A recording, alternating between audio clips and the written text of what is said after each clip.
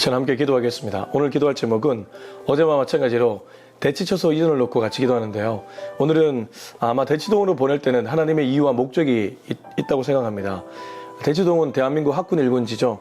그 학군 일군지 정말 우리 대학교를 잘 보내기 위해 학부모들이 거기에 몰려드는데 그것도 중요하겠지만 무엇보다 더 중요한 성경의 가치를 그들이 알고 또 그것대로 정말 살아낼 수 있는, 그것을 흘려보낼 수 있는 그런 교회 되게 해달라고 우리 같이 한번 더바이블 처치 대치동 이전을 놓고 기도하겠습니다. 기도합니다.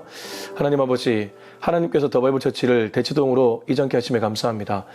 그러나 한편으로 생각하면 하나님이 그곳으로 보낼 때는 이유와 목적이 분명하게 있는 줄로 믿습니다. 하나님, 대한민국 학군 일건지로 알려진 대치동에서 자녀들을 좋은 대학교에 보내기 위해 그곳에 몰려들겠지만 오히려 그곳에 와서 더바이블 처치 이 말씀을 제대로 알고 말씀을 제대로 경험해서 성경적 가치로 거듭나 자녀들을 올바르게 양육하는 학부모들 되게 하시고, 자녀들도 교회 나와 기도하며 자신의 인생을 이끌어가는 하나님을 발견하여 하나님 때문에 좋은 대학에 가는 것도 중요하지만 그것 이상의 가장 중요한 영적 가치를 발견하는 저들 되게 하여 주시옵소서.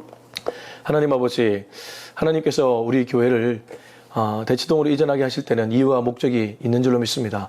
그 뜻을 잘 분별해 하나님의 뜻에 순종하며 사명을 잘 감당하는 그러한 교회 되게 하여 주옵소서. 예수님의 이름으로 기도합니다. 아멘. 네, 오늘은 예레미야가 3장 19절에서 39절까지의 말씀입니다. 예레미야가 3장 19절에서 39절까지 말씀을 같이 읽겠습니다. 시작. 내 고초와 재난 곧 습과 담즙을 기억하소서. 내 마음이 그것을 기억하고 내가 낙심이 되오나 이것을 내가 내 마음에 담아두었더니 그것이 오히려 나의 소망이 되어 사옴은 여호와의 인자와 긍휼이 무궁하심으로 우리가 진멸되지 아니함이니이다. 이것들이 아침마다 새로우니 주의 성실하심이 크시도소이다. 내 심령에 이르기를 여호와는 나의 기업이시니 그러므로 내가 그를 바라리라 하도다. 기다리는 자들에게나 구하는 영혼들에게 여호와는 선하시도다. 사람이 여호와의 구원을 바라고 잠잠히 기다림이 좋도다. 사람은 젊었을 때에 멍에를 매는 것이 좋으니 혼자 앉아서 잠잠할 것은 주께서 그것을 그에게 메우셨습니다. 그대의 입을 땅에 티끌이 될지어다. 혹시 소망이 있을지로다. 자기를 치는 자에게 뺨을 돌려대어 치욕으로 배부를지어다.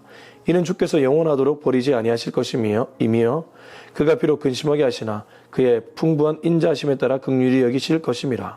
주께서 인생으로 고생하게 하시며 근심하게 하시면 본심이 아니시로다. 세상에 있는 모든 갇힌 자들을 발로 밟는 것과 치른 자의 얼굴 앞에서 사람의 재판을 굳게 하는 것과 사람의 송사를 억울하게 하는 것은 다 주께서 기쁘게 보시는 것이 아니로다. 주의 명령이 아니면 누가 이것을 능히 말하여 이루게 할 수 있으랴. 화와 복이 지존자의 입으로부터 나오지 아니하느냐. 살아있는 사람은 자기 죄들 때문에 벌을 받나니 어찌 원망하랴. 아멘.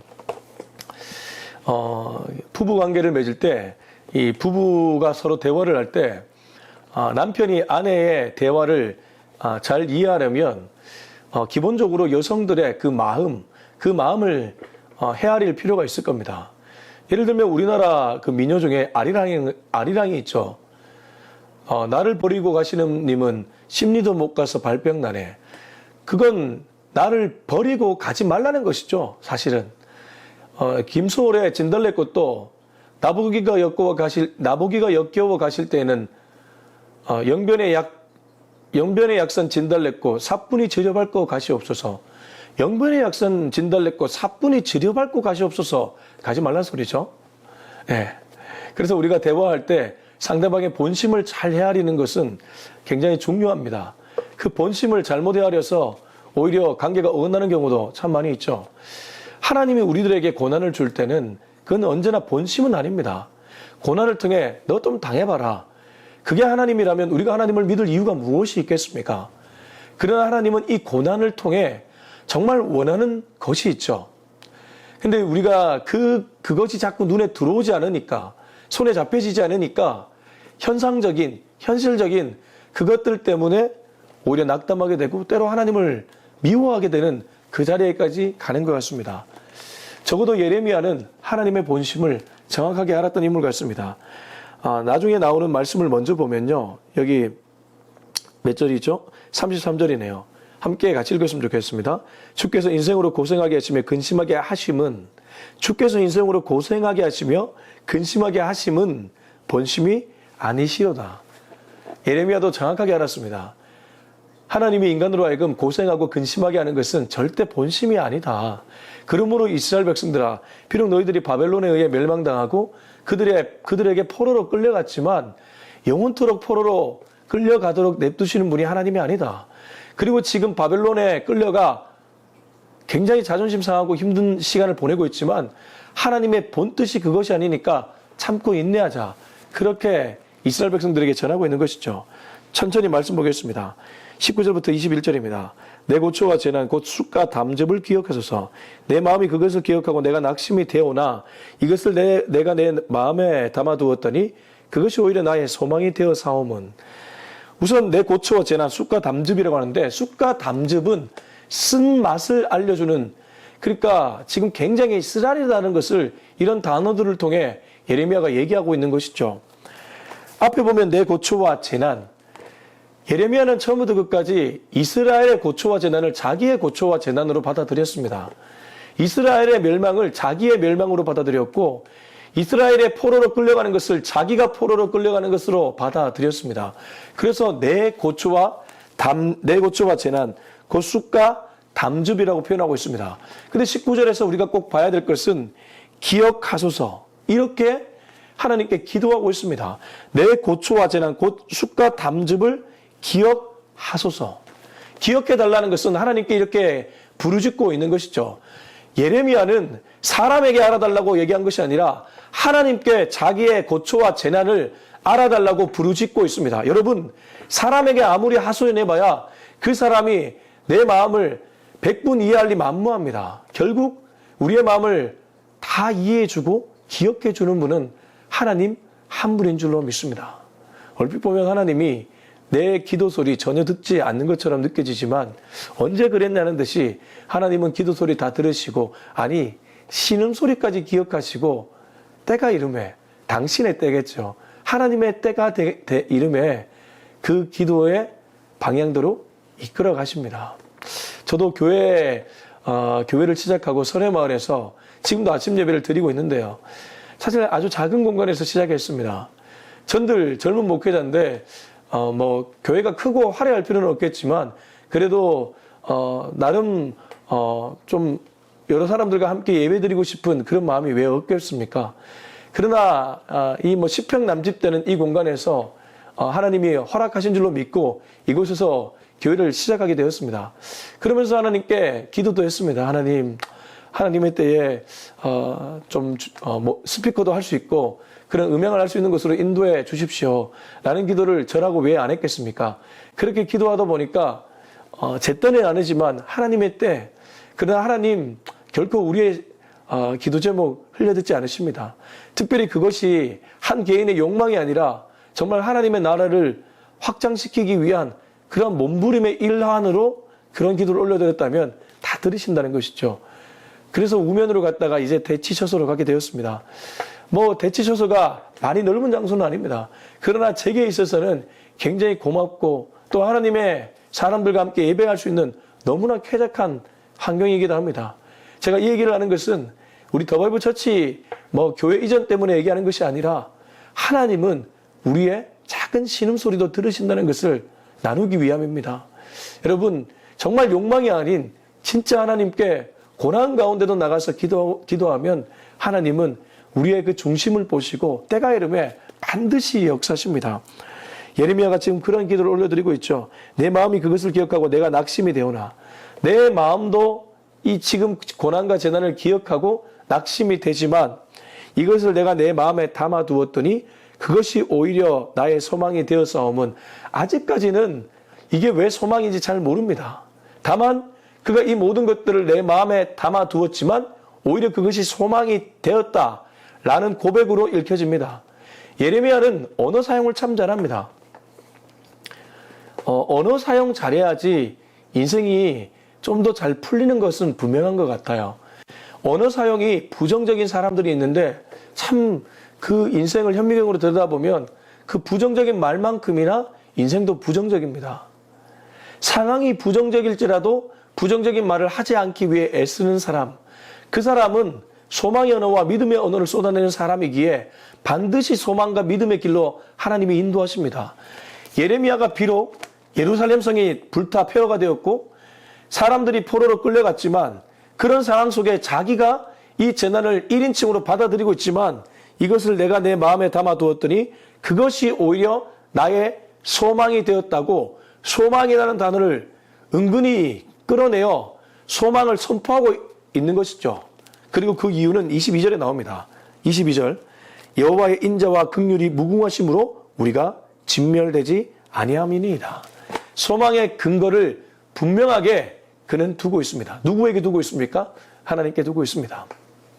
그래서 저는 그리스도인의 이 소망의 언어, 믿음의 언어는 근거가 분명할 때 힘이 있는 줄로 믿습니다. 무슨 말이냐면 그냥 긍정적 세계관을 가리키는 것이 아니죠.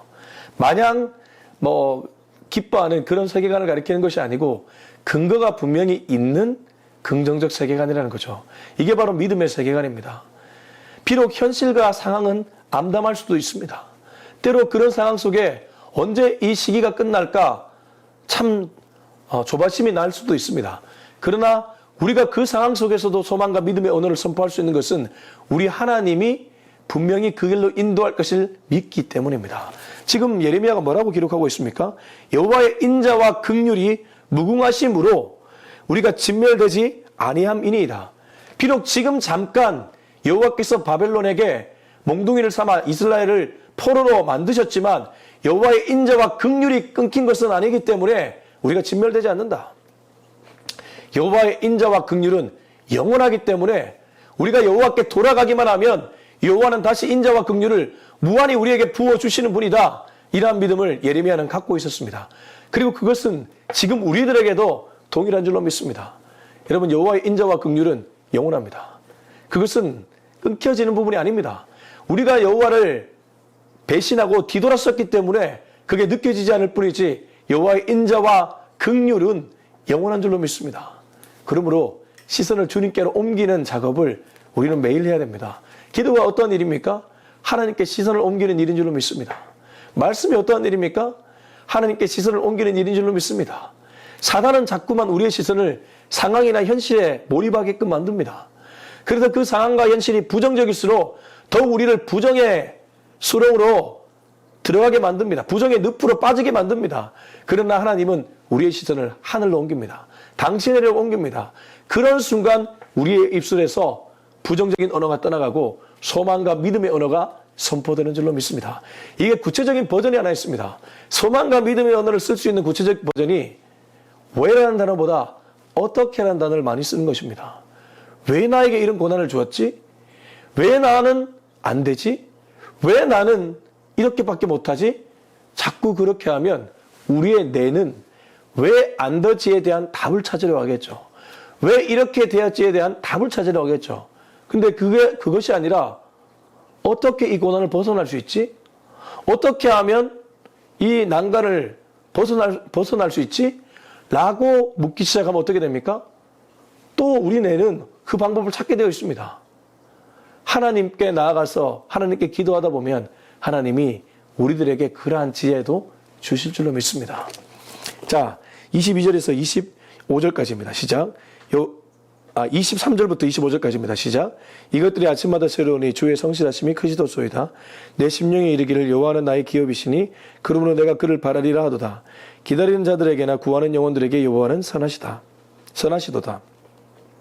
이것들이 아침마다 새로우니 주의 성실하심이 크시도소이다. 매일 여호와의 인자와 긍휼이 날로 새롭다는 것이죠. 우리가 매일 아침 예배 드리는 것도 같은 이유입니다. 이스라엘 백성들이 광야에서 만나와 메추라기를 먹을 때 물론 주말에는 없었지만 주중에는 매일 내렸습니다. 그거 하루 분량이었습니다. 어떤 의미에서 그리스도인, 지금 이 시대의 그리스도인들도 영적 하루살이들입니다. 어제 들었던 말씀이 오늘 유효하지 않습니다.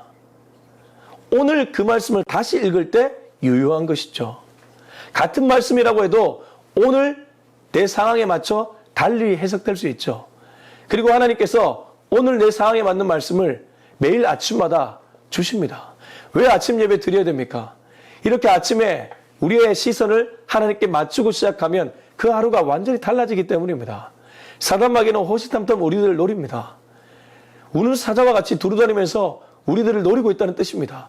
그러나 우리가 0점 조정, 시선 맞춤을 하고 시작하면 참 우리들을 잡아먹기가 힘듭니다. 이미 하나님의 보호하심이 있기 때문입니다.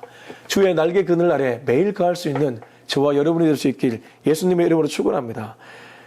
예레미야는 얘기합니다. 이것들이 아침마다 새롭다. 주의 인자와 긍휼, 주의 말씀이 아침마다 새롭다. 주의 성실하심이 크시도소이다. 얼마나 하나님이 성실하십니까? 매일마다 우리들에게 이러한 은혜를 내려주시니까요. 목회자도 성실해야 됩니다. 아니, 모든 그리스도인은 성실해야 됩니다. 그리스도인의 세상 사람들과 다른 점이 있다면 그건 우리의 라이프 스타일이 세상 사람들처럼 흥청망청 그렇게 시간을 허비하지 않고 여호와께 기도하고 하루를 열고 또 여호와께 기도하고 하루를 마감하는 이러한 단순하지만 어떤 의미에서 성실한 라이프 스타일, 그것이 바로 다른 차별점인 줄로 믿습니다. 여러분, 여호와의 성실을 닮아가는 저와 여러분이 되었으면 좋겠습니다. 내 심령에 이르기를 여호와는 나의 기업이시니 그러므로 내가 그를 바라리라 하도다. 예레미야도 계속 거듭 강조하고 있죠. 내 심령에 이르기를 여호와는 나의 기업이시니. 세상의 어떠한 성공이나 나의 욕구가 어떤 기업이 아니라 정말 여호와가 나의 기업이 될 때 우리는 여호와를 바라게 될 것입니다. 신앙생활 하면 할수록 깨닫게 되는 것은 돈이 아닙니다. 명예가 아닙니다. 권력이 아닙니다. 돈, 명예, 권력 물론 달콤하고 때로 우리들에게 안락함을 줍니다. 돈이 많으면 분명히 편안한 생활을 할 수 있음에 틀림없습니다. 그리고 돈이 많으면 세상 사람들에게 무시받지 않는 것 분명합니다. 돈 자체를 부정하거나 거부하는 것이 아니죠. 돈 열심히 벌어야 됩니다. 근데 돈이 목적이 되는 순간 그 인생은 비극으로 끝이 나게 됩니다. 명예가 목적이 되는 순간 그 인생은 비극으로 끝이 나게 됩니다. 굉장히 안 좋은 냄새를 풍기게 됩니다. 그리스도의 고상한 향기가 어떤 것입니까? 돈이 없어도, 돈이 좀 부족해도, 명예가 대단하지 않아도 고상한 향기가 나는 사람들이 있습니다. 그것은 그 사람이 마음속에 그리스도를 강하게 품고 있기 때문입니다. 언제나 그리스도를 열렬히 사모하고 있기 때문입니다. 하나님을 바라보았던 예레미야, 그에게도 바로 그런 향기가 났다는 것이죠. 우리가 추구해야 될 유일한 분이 있다면 바로 하나님 한 분인 줄로 믿습니다. 여호와를 바랐던 이 모습 우리가 닮을 수 있기를 원합니다. 기다리는 자들에게나 구하는 영혼들에게 여호와는 선하시도다. 그렇습니다. 여호와를 바라고 기다리고 구하는 자들에게 어떻게 여호와가 악하게 다가오겠습니까? 하나님은 언제나 중심을 보십니다. 중심을 본다는 것은 내 마음, 내 시선을 본다는 것과 마찬가지죠. 내가 시선을 어디에 두고 있는지를 하나님은 정확하게 알고 계십니다. 속일 수 없습니다.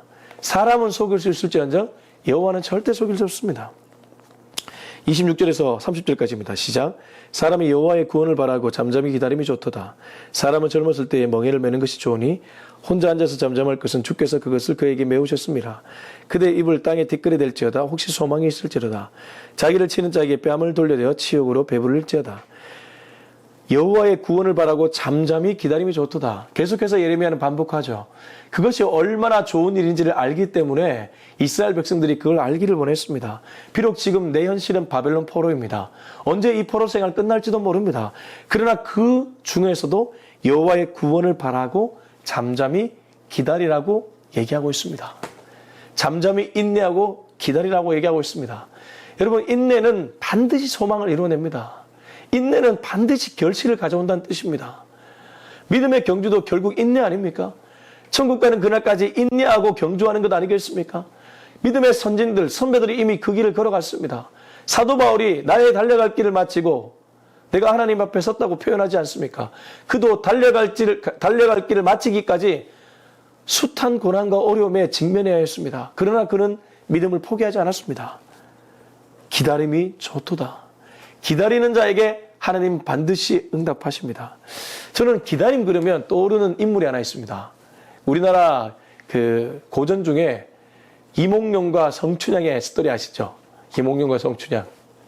춘향이가 마지막에 사또에게 몸을 빼앗길 위기에 처합니다. 그 고을의 원님이라 불리는 사또가 춘향이의 몸을 사려고 했죠. 그렇게 춘향이를 감옥에 가두고 춘향이 내 인연, 내게 수청을 들어라 이렇게 얘기할 때 끝까지 이 춘향이가 수청을 거절하죠. 그때 이몽룡이 올 줄 어떻게 알았겠습니까?